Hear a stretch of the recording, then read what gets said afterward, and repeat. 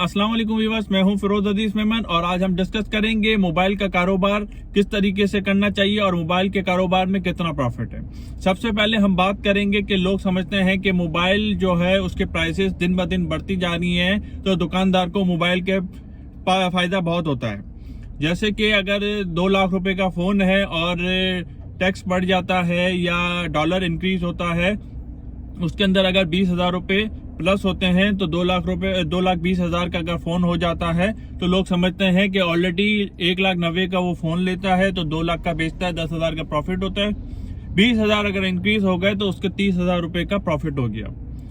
हालांकि ऐसा बिल्कुल नहीं है कि अगर जो है वो 1,90,000 में फोन खरीदता था और 2 लाख में बेचता था, अगर 20,000 रुपए उसके अंदर इंक्रीज हो गए तो आपको ये समझना चाहिए कि जो उसने फोन 1,90,000 में खरीदता था और 2 लाख रुपए में बेचता था, उसका जो प्रॉफिट 20,000 रुपए बढ़ा है, उसका प्रॉफिट नहीं बढ़ा, उसका एसेट बढ़ा है।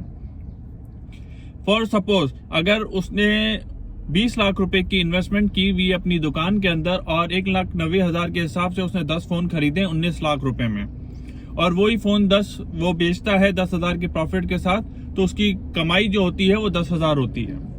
1 लाख रुपए उसको प्रॉफिट मिल जाता है। अगर आप बात करें कि अगर उसके 20,000 जो बढ़ते हैं वो 20,000 उसके बढ़ने नहीं होते, वो उसका एसेट बढ़ता है। फॉर सपोज 2,20,000 में जो वो फोन बेचेगा तो अगला फोन 2,10,000 रुपए में वो खरीदेगा, उसका प्रॉफिट 10,000 रुपए ही हुआ। हाँ, अगर 1,90,000 के हिसाब से 19 लाख रुपए के उसने 10 फोन लिए थे और 19 लाख की इन्वेस्टमेंट की थी अपनी दुकान के अंदर, वो उसका जो एसेट 19 लाख रुपए का था, जो कैपिटल उसने लगाया था 19 लाख का, वो इंक्रीज हो गया।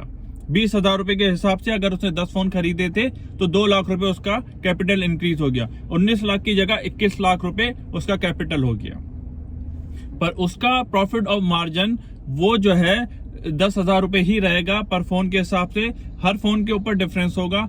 बिल्कुल 1 लाख का फोन है तो वो 5,000 6,000 रुपए प्रॉफिट रखेगा। 2 लाख का फोन है तो उसमें 10,000 रुपए का प्रॉफिट रखेगा। 3 लाख का फोन है तो 15 से 18,000 20,000 रुपए का प्रॉफिट रखता है।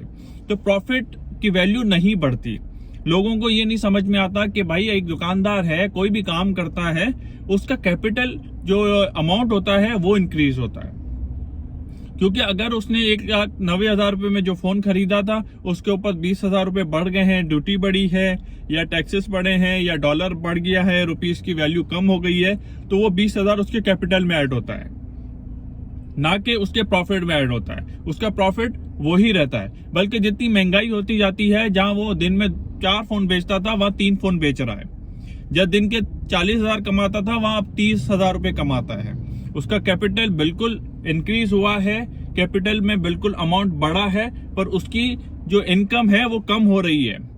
हालांकि फोन की पर सेल कम हो जाएगी। इसी तरीके से दुकानदार वो ही प्रॉफिट कमाता है जो उसका पहले होता है।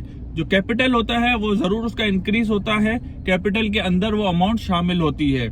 इस वजह से आप लोगों को ये सोचना चाहिए और समझना भी चाहिए, क्योंकि हर किस्म का जो कारोबार होता है उसका एक तरीकेकार अलग होता है।